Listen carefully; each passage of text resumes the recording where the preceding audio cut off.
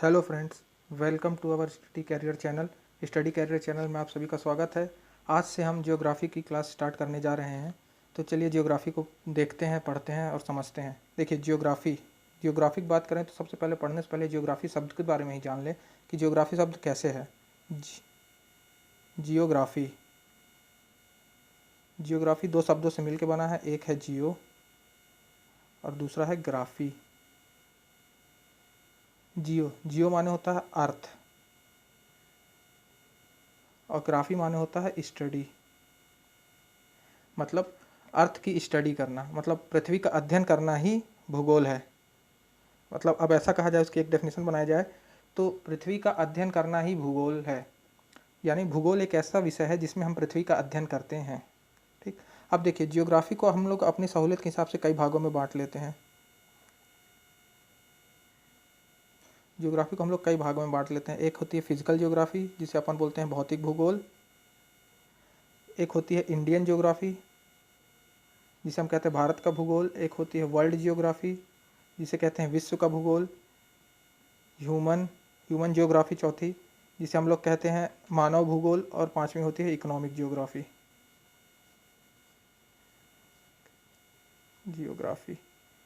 Economic geography मतलब आर्थिक भूगोल। तो आज अपन इंडियन जियोग्राफी की बात करेंगे। अब अपन इंडियन जियोग्राफी को स्टार्ट करें हैं। इंडियन जियोग्राफी पूरा करने के बाद फिजिकल जियोग्राफी पे चलेंगे। तो इंडियन ज्योग्राफी को भी पढ़ने के लिए हम लोग दो भागों में पढ़ते हैं। एक होती है पॉलिटिकल और दूसरी होती है फिजिकल। मतलब भारत का राजनीतिक भूगोल और भारत का भौतिक भूगोल, दो प्रकार की बात करते हैं। अब पहले स्टार्ट करते हैं थोड़ा पॉलिटिकल में कुछ बातें जान लेते हैं। पॉलिटिकल जियोग्राफी, भारत का राजनीतिक भूगोल। भारत के राजनीतिक भूगोल में अपन को क्या क्या जानना है। भारत के राजनीतिक भूगोल में हम जानेंगे उसका विस्तार, भारत की स्थिति, भारत की स्थिति, राज्य, इसकी राजधानियाँ,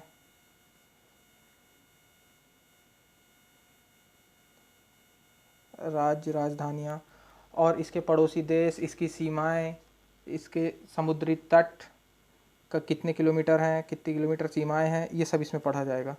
फिर उसके बाद आएगा फिजिकल, मतलब भारत का भौतिक भूगोल। भारत के भौतिक भूगोल में क्या पढ़ते हैं? भारत की भूगर्भिक संरचना, भारत का भू आकृतिक प्रदेश जैसे हिमालय, दक्कन का पठार और इस तरीके से पढ़ेंगे। फिर उसके बाद पढ़ेंगे अपन अफवाह तंत्र। अफवाह तंत्र मतलब नदियाँ और झीलें, भारत की नदियाँ किस किस दिशा में बहती हैं, कौन कौन सी नदियाँ किस किस दिशा में जाती हैं, ये पढ़ेंगे। फिर उसके बाद पढ़ेंगे जलवायु मतलब कैसी जलवायु है भारत की, ये देखेंगे। भारत में बारिश कैसी होती है, किस तरीके का पैटर्न है, ये सब देखा जाएगा। फिर उसके बाद देखेंगे मिट्टियाँ, फिर मिट्टियाँ के बाद प्राकृतिक वनस्पतियाँ देखने के बाद फिर भारत का कुछ पर्यावरण वाला पार्ट देखेंगे। इस तरीके से हमारा भारत का भूगोल खत्म होगा। तो अब अपन सबसे पहले आज शुरुआत करेंगे भारत के पॉलिटिकल जियोग्राफी से। पॉलिटिकल जियोग्राफी से बात करते हैं तो इसमें सबसे पहले अपन देखते हैं भारत की स्थिति। भारत की स्थिति मतलब भारत कहाँ स्थित है। देखिए उससे पहले मैं आपको कुछ अक्षांश और देशांतर के बारे में बता देता हूँ। अक्षांश और देशांतर के बारे में जान जाएंगे तो आप भारत की स्थिति आराम से जान जाएंगे। देखिए हमने पूरे पृथ्वी में उसके अध्ययन करने के लिए, उसके अध्ययन की सहूलियत के हिसाब से हमने कुछ ऊर्ध्वाधर रेखाएं और कुछ क्षैतिज रेखाएं खींची हैं। जैसे ये एक कुछ ऊर्ध्वाधर रेखाएं और कुछ क्षैतिज रेखाएं खींची हैं, तो इस तरीके से ताकि उसमें अध्ययन हो, सहूलियत हो। ऊर्ध्वाधर रेखा और क्षैतिज रेखाएं खींचने का मतलब ये है कि हम किसी भी वस्तु की स्थिति का सही तरीके से अंदाज़ा लगा सकें, सही तरीके से जान सकें कि वो वस्तु कहाँ पे स्थित है। जैसे हम भारत की स्थिति जानेंगे तो कहाँ स्थित है भारत, किस अक्षांश में और किस देशांतर में स्थित है। तो इसके लिए जब अक्षांश और देशांतर ही नहीं होगा हमारे पास तो पता कैसे चलेगा। इस कारण से हमें अक्षांश और देशांतर की ज़रूरत पड़ी। तो जो ऊर्ध्वाधर रेखाएँ होती हैं, ये जैसे ये ऊर्ध्वाधर रेखाएँ होती हैं, इसको अपन बोलते हैं लॉन्गिट्यूड। और जो क्षैतिज रेखाएं होती हैं इस तरीके से, इसको अपन बोलते हैं लैटिट्यूड। तो देखिए पहले लैटिट्यूड से ही स्टार्ट करते हैं।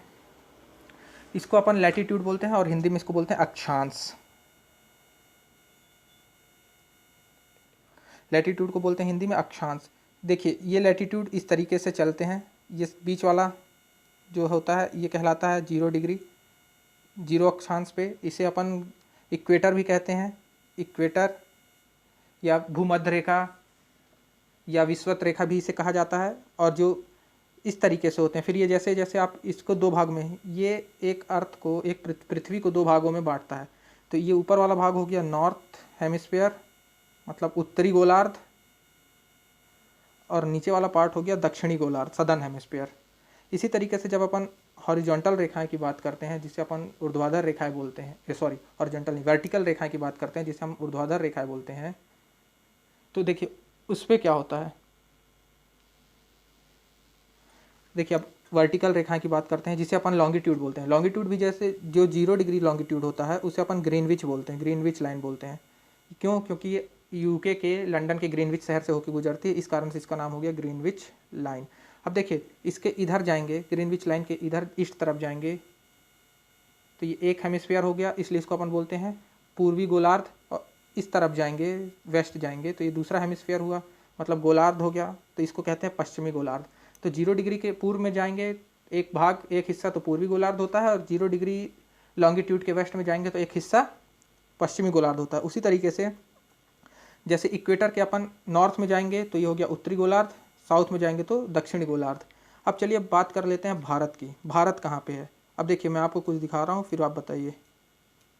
ये देखिए, ये वर्ल्ड का मैप है, ये विश्व का मैप है। अब देखिए इसमें देखिए, ये जो ब्लैक कलर की लाइन है आपकी, ये लाइन, ये है इक्वेटर, जिसको भूमध्य रेखा बोलते हैं। और ये जो रेड कलर की लाइन है, ये है ग्रीनविच लाइन।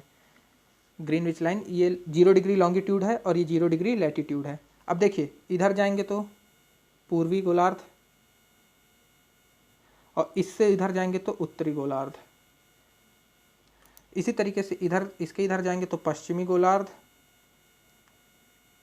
और इसके ऊपर इधर नीचे आएंगे तो दक्षिणी गोलार्ध। तो अब देखिए इस तरीके से, अब भारत ये है, ये है हमारा भारत। अब देखिए, अब आप बता सकते हैं कि भारत किस गोलार्ध में स्थित है। अगर कहा जाए कि इक्वेटर के बेसिस में बताना है, इक्वेटर से बताना है आपको, भूमध्य रेखा से बताना है, तो आप बता देंगे उत्तरी गोलार्ध में स्थित है, बता देंगे। अब ये तो नहीं बताएंगे कि ये दक्षिण गोलार्ध में स्थित है, नहीं, भारत उत्तरी गोलार्ध में स्थित है। अगर हम बोल दें ग्रीनविच लाइन से बताना है तो ग्रीनविच लाइन के पश्चिम में है, ऐसे बता सकते हैं, ग्रीनविच लाइन के पश्चिम में है, और इक्वेटर लाइन के उत्तर में है भारत। इस तरीके से बता देते हैं। अब भारत की अपन जानते हैं स्थिति, ये भारत कहाँ से कहाँ तक है, इसका कुछ अक्षांश और देशांतर तो होगा। चलिए आइए देखते हैं भारत की स्थिति। देखिए भारत, ये जो लाइन है इसकी बात कर लेते हैं, ये और ये लाइन, ये लाइन कहलाती है, इस तरीके से यहाँ से एक लाइन पास हुई होगी भारत के ऐसे करके, और एक लाइन भारत के नॉर्थ में से पास हुई होगी, लैटिट्यूड जिसे कहते हैं। तो ये जो लाइन होती है इसे कहते हैं 8 डिग्री 4 मिनट, 8 डिग्री 4 मिनट, और यहाँ आता है 37 डिग्री 6 मिनट। देखिए भारत, अब कहा जाए भारत किस और किस अक्षांश के बीच में है, तो भारत है 8 डिग्री 4 मिनट से लेकर 37 डिग्री 6 मिनट का। ये मुख्य भूमि है भारत की, भारत की ये मुख्य भूमि की बात करते हैं। अगर हम बात कर लें भारत की दक्षिणतम भूमि की, तो ये कहलाती है, भारत की दक्षिणतम भूमि ये कहलाती है, जो अंडमान निकोबार से होकर जाती है, ये ग्रेट निकोबार से ये अक्षांश जाता है। यह है 6 डिग्री 4 मिनट के लगभग। ये भारत का दक्षिणतम बिंदु है, सबसे दक्षिणतम बिंदु है। और कहा जाए भारत की मुख्य भूमि का दक्षिणतम बिंदु, मुख्य भूमि का दक्षिणतम बिंदु तो 8 डिग्री 4 मिनट से स्टार्ट होता है, और जाता कहाँ तक है, जाता है 37 डिग्री 6 मिनट तक। ये हो गया भारत का अक्षांशीय विस्तार। भारत का अक्षांशीय विस्तार में एक पूछ लेगा मुख्य भूमि से कितना है भारत का अक्षांशीय विस्तार, तो बता दीजिएगा 8 डिग्री 4 मिनट से 37 डिग्री 6 मिनट तक। अब अगर पूछ देता भारत का कुल अक्षांशीय विस्तार कितना है, तो 6 डिग्री 4 मिनट से लेकर 37 डिग्री 6 मिनट तक। अब बात करते हैं इसके देशांतरी विस्तार की। इसकी ये जो देशांतर विस्तार होता है ये कहाँ से कहाँ तक है, ये देशांतर विस्तार है 68 डिग्री 7 मिनट से लेके 68 डिग्री 7 मिनट से लेके 97 डिग्री 25 मिनट तक। ये भारत का देशांतरी विस्तार है। भारत का देशांतरी विस्तार कितना, 68 डिग्री 7 मिनट से लेके 97 डिग्री 25 मिनट तक। ये भारत का देशांतर विस्तार है। अब देखिए, अब बात करते हैं भारत की अक्षांशीय विस्तार तो हो गया, देशांतर विस्तार हो गया। अब एक लाइन है भारत की जो बीचों बीच से होकर जाती है, ये लाइन दिख रही है वाइट कलर की, ये है 23.5 डिग्री, 23.5 डिग्री नॉर्थ। क्योंकि आपको पता है भारत पूरे नॉर्थ में स्थित है, उत्तर में स्थित है, तो ये 8 डिग्री 4 मिनट नॉर्थ हो जाएगा, उत्तर हो जाएगा, और ये 37 डिग्री 6 मिनट नॉर्थ हो जाएगा। इसी तरीके से ग्रीनविच के ईस्ट में स्थित है, मतलब पूर्व में स्थित है, तो 68 डिग्री 7 मिनट ईस्ट हो जाएगा या पूर्व कह लीजिए, और 97 डिग्री 25 मिनट ईस्ट हो जाएगा या पूर्व कह लीजिए। इस तरीके से कहला देगा। ये नहीं कहलाएगा कि 37 डिग्री नॉर्थ में है और 8.8 डिग्री 4 मिनट साउथ में है, ऐसा नहीं कहा जाएगा। ये केवल ये पूरा नॉर्थ में, क्योंकि भारत पूरा उत्तरी गोलार्ध में स्थित है। अब भारत के अपन कुछ अंतिम बिंदु की बात कर लेते हैं। भारत के अंतिम बिंदु की बात कर लेते हैं। अच्छा सॉरी, ये लाइन जो है ये 23.5 डिग्री नॉर्थ, इसको अपन कहते हैं ट्रॉपिक ऑफ कैंसर, इसको कर्क रेखा कहते हैं। कर्क रेखा जो भारत के बीचों बीच से होकर गुजरती है, इसको कर्क रेखा कहा जाता है। अब भारत की थोड़ा सा अपन विस्तार की बात कर लेते हैं, भारत की लंबाई और चौड़ाई की बात कर लेते हैं। भारत उत्तर से दक्षिण तक कितना लंबा है और पूरब से पश्चिम तक भारत की लंबाई कितनी है। तो भारत की पूरब से पश्चिम तक की लंबाई की बात करें तो 2933 किलोमीटर है, और भारत की उत्तर से दक्षिण तक की लंबाई की बात करें तो 3214 किलोमीटर है। कितना है? 3214 किलोमीटर, 3214 किलोमीटर है। अब भारत का क्षेत्रफल कितना है? क्षेत्रफल की बात करें तो 32,87,263 किलोमीटर स्क्वायर ये भारत का क्षेत्रफल है।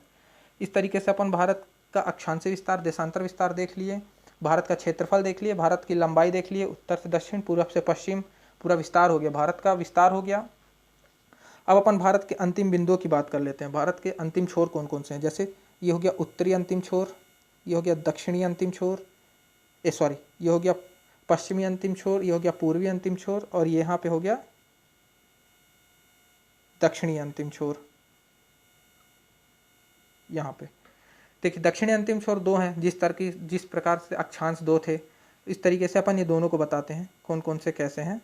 ये आप देखिए, उत्तरी जो अंतिम छोर होता है इसको अपन कहते हैं इंदिरा कॉल।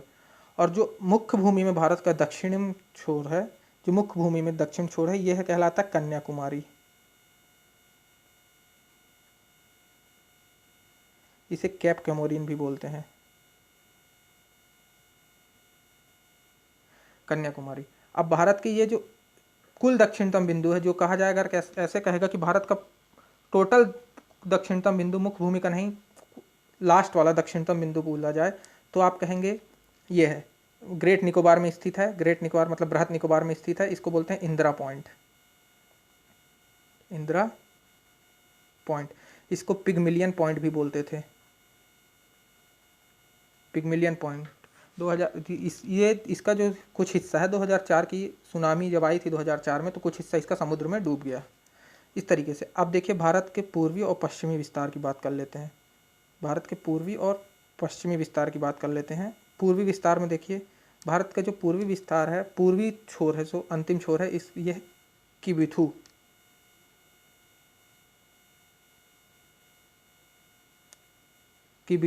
यह है अरुणाचल प्रदेश में, किबिथु अरुणाचल प्रदेश में। और जो इसका पश्चिमी विस्तार है, यह है गौरमोती या गोहारमोती भी बोलते हैं इसको, यह है गुजरात में।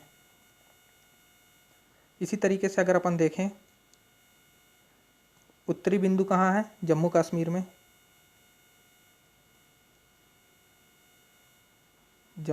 में, और दक्षिणी बिंदु कहाँ है?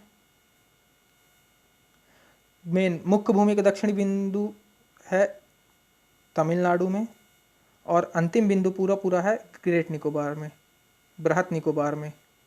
इस तरीके से भारत का अक्षांशीय और देशांतर विस्तार के साथ साथ इसके हमने सब कुछ पढ़ लिया कि कैसे कैसे क्या क्या होता है, कहाँ कहाँ कितने देशों से कितने इसका अक्षांशीय विस्तार है, कितना इसका देशांतरी विस्तार है, 23.5 डिग्री क्या है, कर्क रेखा कहाँ से गुजरती है।